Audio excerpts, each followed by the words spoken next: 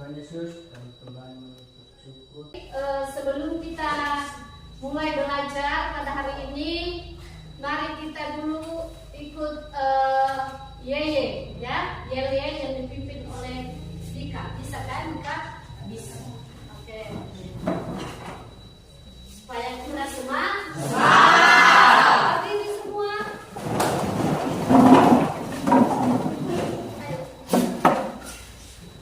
Ayo.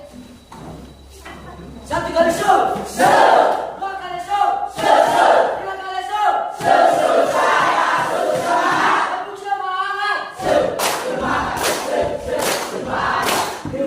Durian, durian, tertusuk, tertusuk. Apa tu? Satu kali, dua kali, tiga kali.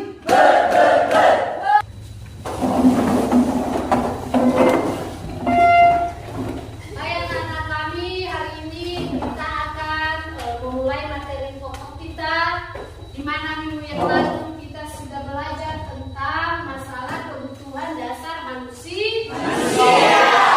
Ya, tetapi pada hari ini kita akan melanjutkan pelajaran kita, di mana pelajaran itu adalah mengenai masalah pokok ilmu ekonomi. Ya, apa saja masalah pokok ilmu ekonomi? Satu, yaitu masalah produksi, ya. Seperti kita sudah tahu, untuk memenuhi kebutuhan manusia itu perlu ada barang, perlu ada jasa yang harus disediakan. Iya. Terus kemudian di sini ada dua. Nomor duanya masalah distribusi.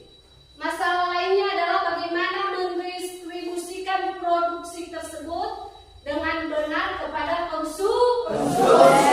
Dalam hal ini sama dengan artinya bagaimana cara kita untuk menjual barang tersebut sehingga kita tidak menganggur, sehingga barang kita tidak terlalu lama di tempat atau cepat laku.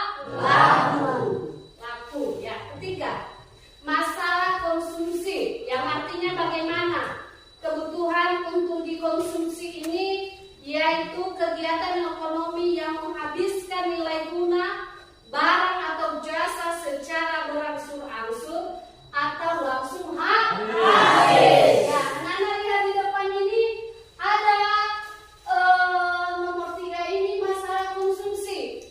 Sesuatu kebutuhan manusia seperti makanan, ya kan? Ya. Makanan itu adalah salah satunya adalah beras. Iya. Siswa kami, apa itu kebutuhan manusia? Kebutuhan pokok. Apa siapa yang bisa berdiri? Satu orang. Ayo, kebutuhan manusia. Apa tadi yang sudah Ibu jelaskan kemarin? Kebutuhan kita. Ayo. Apa kebutuhan manusia? Iya. Satu yaitu pangan, rumah, Ya. makanan, dan pendidikan dan lain-lain. Iya, silakan duduk. Iya. Pertanyaan. Sudah, jangan lama-lama. Selanjutnya di sini kita tahu apa yang kita konsumsi setiap hari supaya terpenuhi kebutuhan jasmani. Iya, salah satu adalah makanan, ya, dan minuman, pakaian. Kalau tidak ada itu di dalam diri kita, maka kita tidak semangat.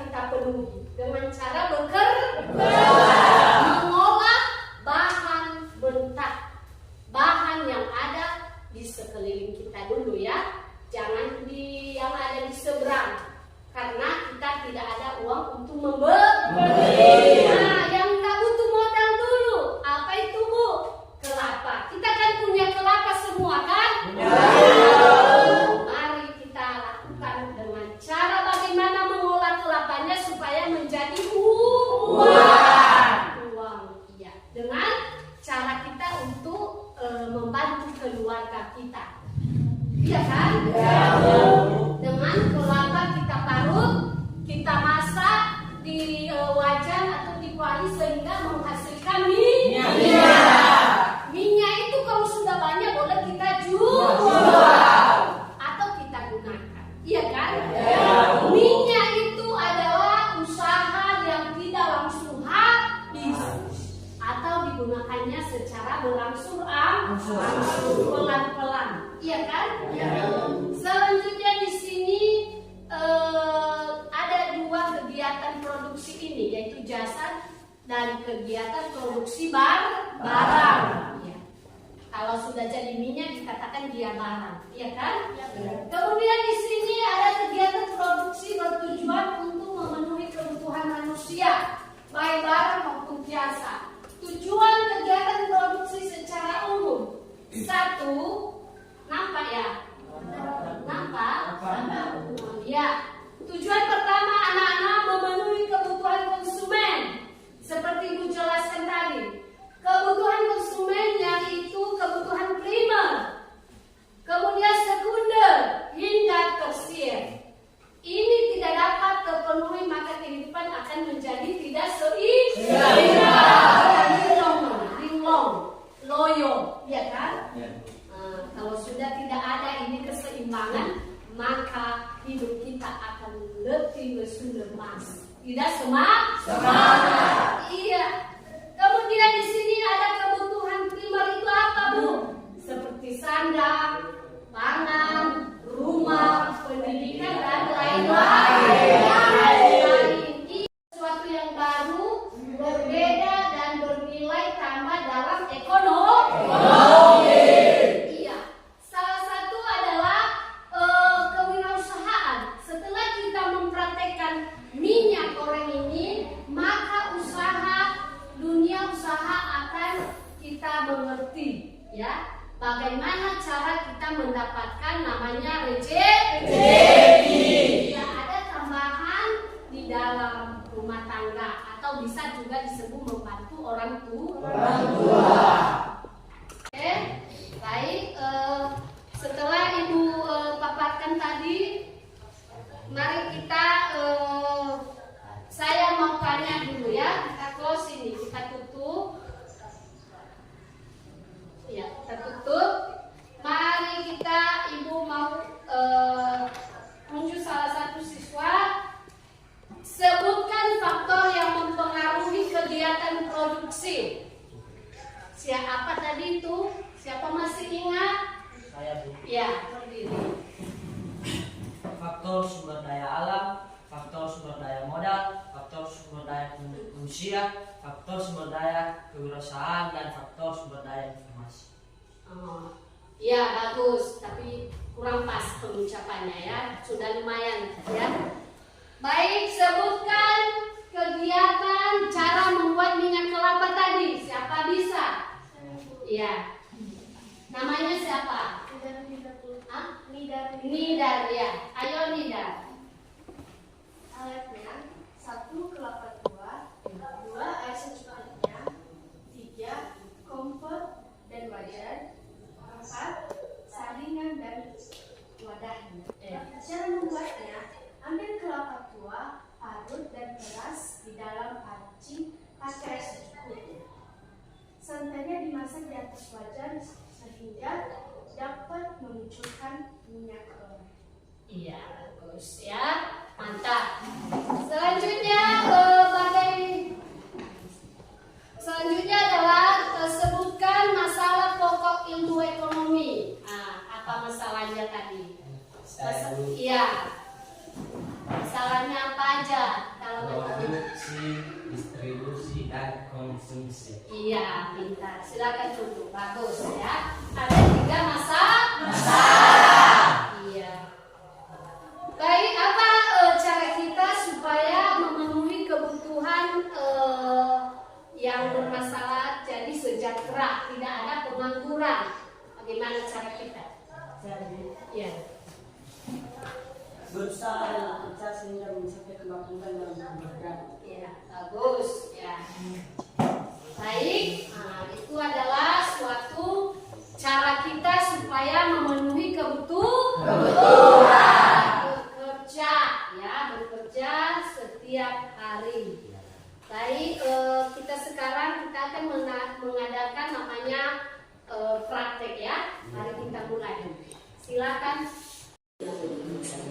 karena misalnya itu mungkin tidak seperti yang hasilnya. By the way, minyak goreng apa guys? Berhubung sekarang minyak goreng itu lagi mahal, daripada pusing mendingan kita bikin sendiri guys. Dan masaknya itu juga bisa enak dengan hasil yang berbeda. Oh wow, amazing. Oke, yang penasaran, yuk langsung mencoba.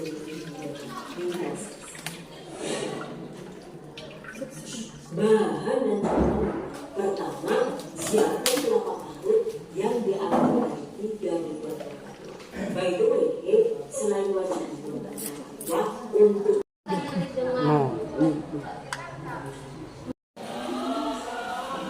Ya, kita lihat akan menjadi minyak sebentar lagi.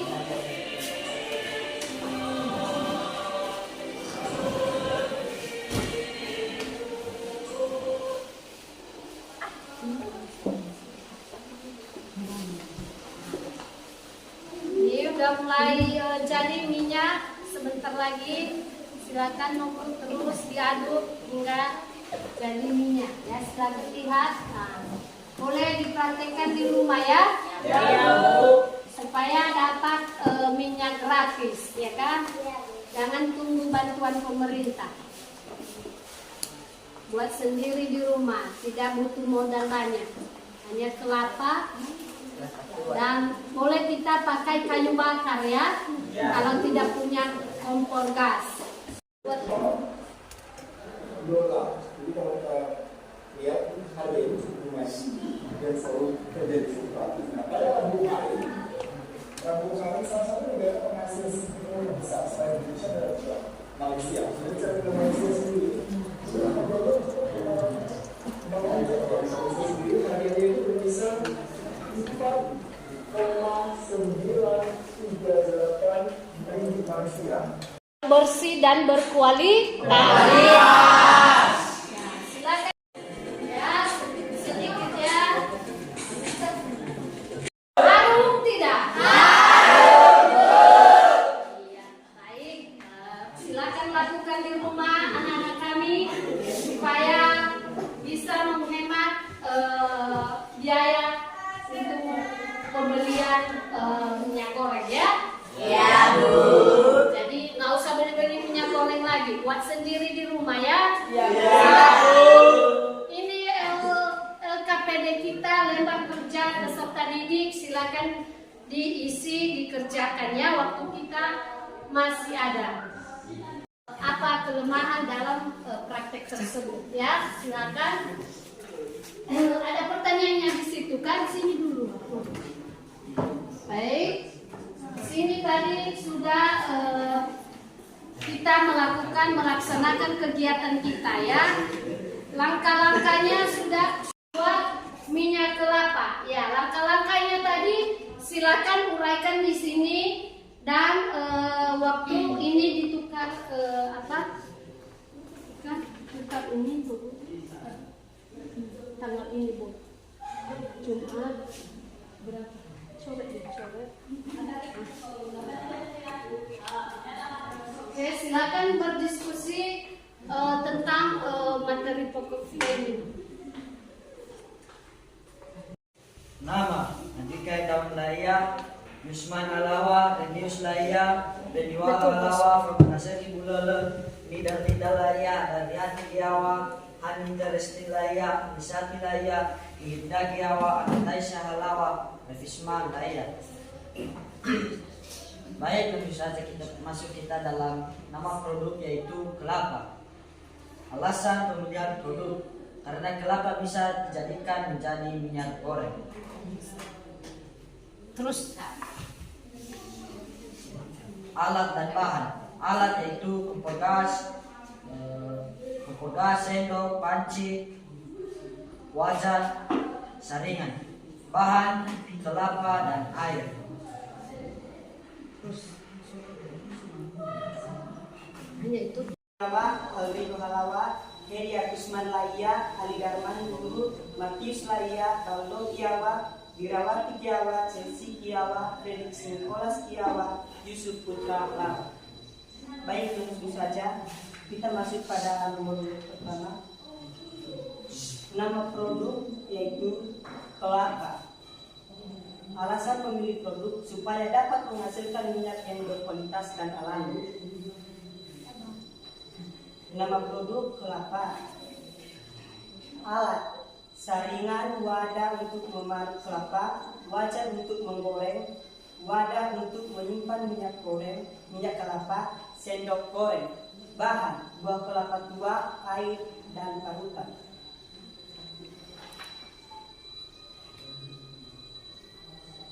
Jadi yang kami ketahui tentang kegiatan produksi yaitu cara membuat minyak goreng dari kelapa dan Untuk menutup mata pelajaran kita hari ini, silakan doa penutup oleh Risti. Bisa? Ayo Risti.